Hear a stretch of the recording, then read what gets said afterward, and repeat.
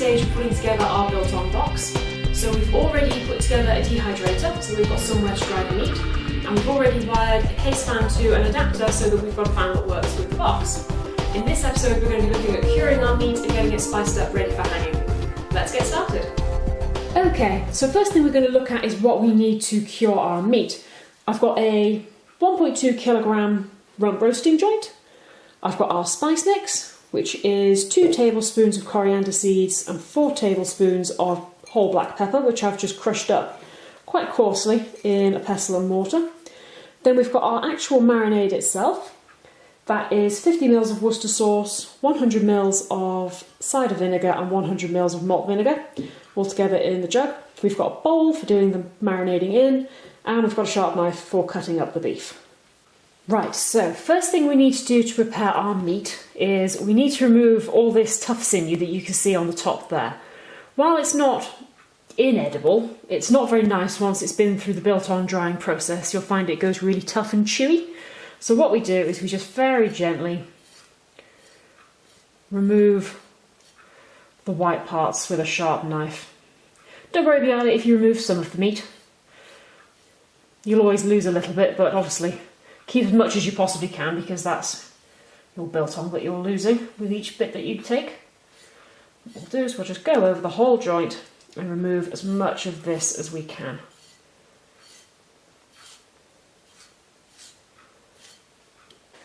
Okay, so stage one was removing all of the sinew from the meat so that we're left just with sort of inner meat itself. This was all the sinew. See, I've just left it all to one side. It'll go in the bin later on. Next, what we want to do is we want to cut our joint into actual slabs of Biltong. Now you want each piece to be between 1 centimetre up to 4 centimetres thick. Bearing in mind, if yours is going to be 4 centimetres thick, I mean you can see how much meat that's going to be. It's going to take a long time to dry, much quicker than if you just go for a centimetre thick piece. So I'm going to go for between the two. I'm going to go for about 1.5 centimetres, and we'll just slice the meat straight down.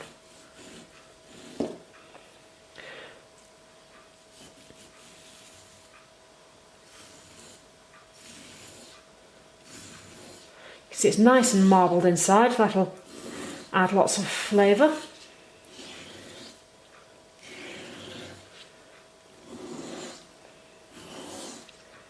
So we've hit some sinew on the inside. You can see that just there. That's the white bit. We'll have to remove that a bit later on. For now it'll be a bit tougher to cut through.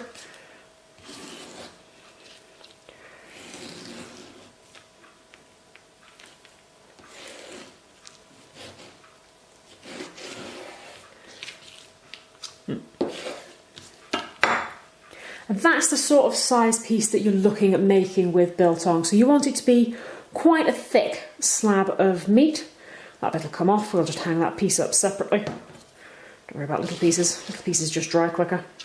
But that's the sort of size of piece that we're looking at.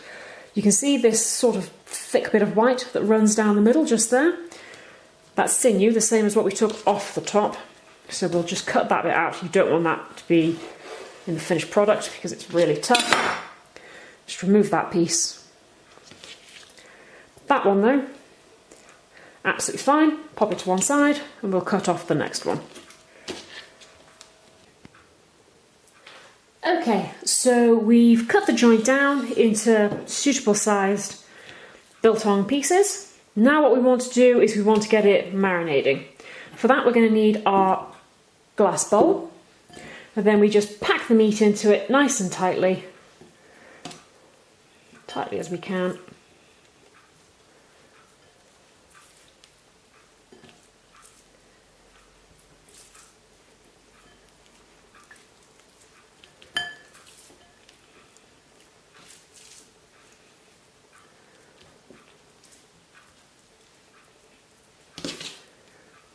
There we go, that's the last piece. Pack it down nicely, and then we simply pour over the marinade. So this was our Worcester sauce vinegar mixture, and that we simply pour over the top.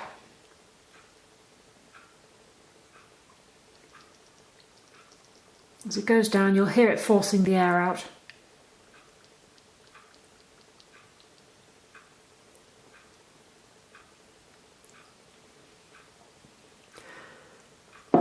Once it's pretty much filled, just give the meat a little move around just to release any air that might be trapped in at the bottom. You want to make sure every piece is getting covered by that marinade. Just dig down, make sure everything's moving. Pack it in nice and tight. Then just top it up the rest of the way. There we go. Now we'll leave that to rest 30 minutes so it can have a good marinade, the vinegar can sink right into the meat, and then we'll come back and we'll set it to cure. Okay, so our meat has been marinating now for 30 minutes. You can see it's changing colour around the edges where it's been absorbing the marinade. That's absolutely fine. Oops, splash.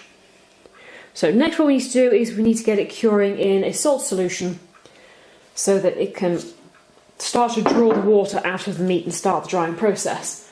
For that, I've got a Tupperware box. In the base of that, I've put some of a sugar and salt mixture. So that's this one, which is just in the bowl.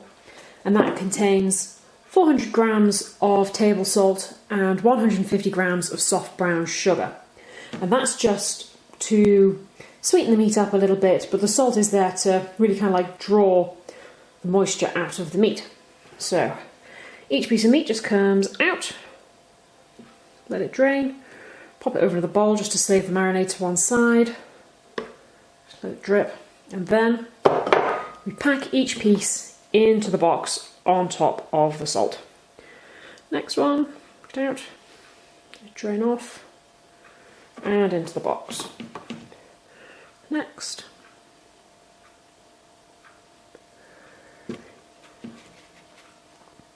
Once you've covered the base, then we add another layer of the salt over the top and a pinch of our spices just to get the spice mixture starting off. Then we go in for the next layer of meat. Just let most of the marinade drip off before you put it in. Remember, the point of this is to dry the meat out, so you want it to go in as dry as possible. And that goes on top. Another piece. And we just keep going like so until we fill the box. Right, so we're nearly there now. This is just the last couple of pieces going in. Save what's left of your marinade, leave that to one side. We'll be using that one later on. Now we just want to fill in the box with the rest of your sugar and salt mixture. You want to see that everything is nicely covered. So another bit of the spices.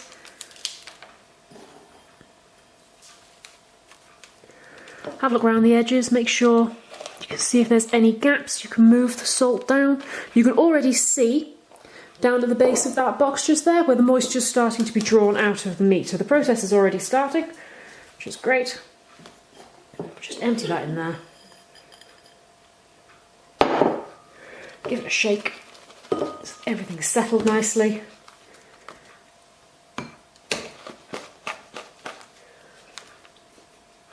And there we go. Save what's left of your spices. We'll be using those ones later on. For now though, we'll pop the lid on.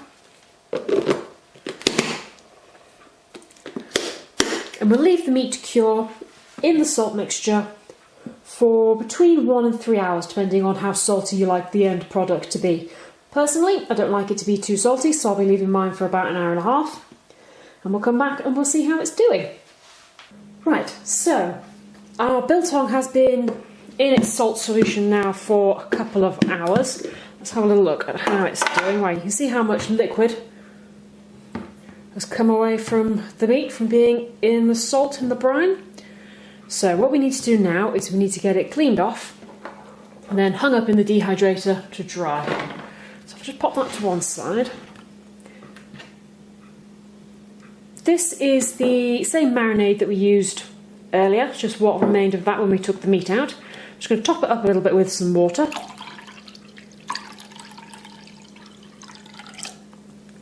And then I've got an old tea towel here that I always use this one for biltong, I always keep it for that. And I'm just going to take each piece of meat out of the tub.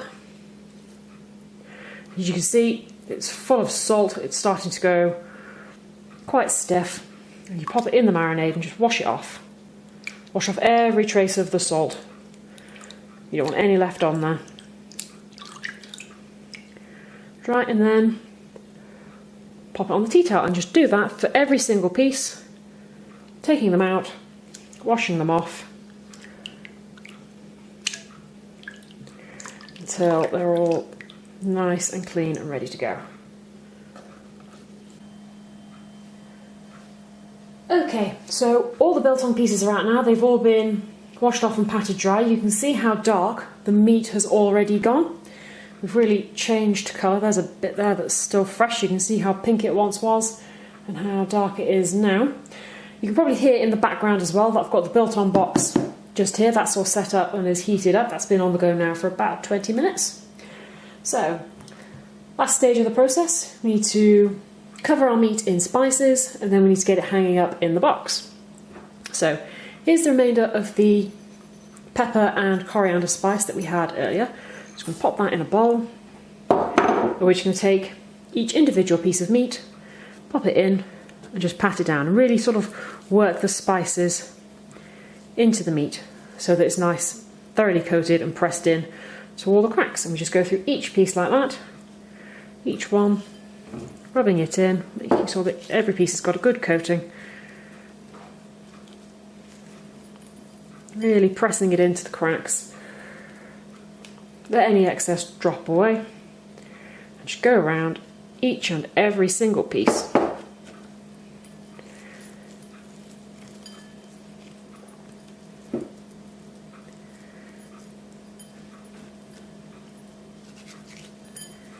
Just like that. Okay, so as you can see, all of our pieces of meat are covered in the spice mixture as well now. They're all just waiting to be hung. Now, what I use for hanging mine up is just perfectly simple paper clips. These are just normal stainless steel, standard size paper clips that you can then bend in half that way. Then you can widen it open a little bit and you can use the little end to thread your meat onto, like so. And as you can see, that makes a perfect little metal hanger. And then that goes into your box that we made earlier.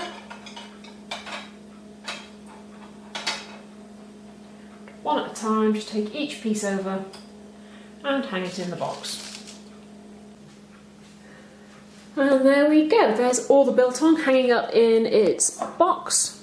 You can see you've got the light, which is heating up, and then we've got the fan down at the bottom, so it's drawing the heat down in this direction, past the racks of meat up at the top, which are all hanging separate from each other, no two are touching each other.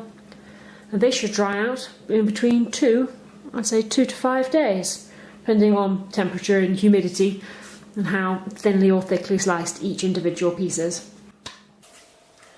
Right, so our biltong has now had 3 days drying in the dehydrator, and I've taken it all out and removed the paperclip hooks from the ends. You see we've got various sizes. The smaller pieces have gone quite tough. Those ones are quite solid. Thinner pieces. And then the fatter ones are still nice and soft. You can see they've still got quite a bit of flex in them. It's a nice sort of strong, intense flavour on these ones. 3 days was plenty for the thickness that I cut mine. I cut mine to 1.5 centimetres thick, I think, if you remember. If you wanted your meat to stay pink in the middle, rather than just staying dried all the way through, then you'd want to be cutting yours a little bit thicker, but I like mine like this. I like it to be nice and thoroughly dried. And there we go. That's how you can make a simple dehydrator and cure your own biltong at home.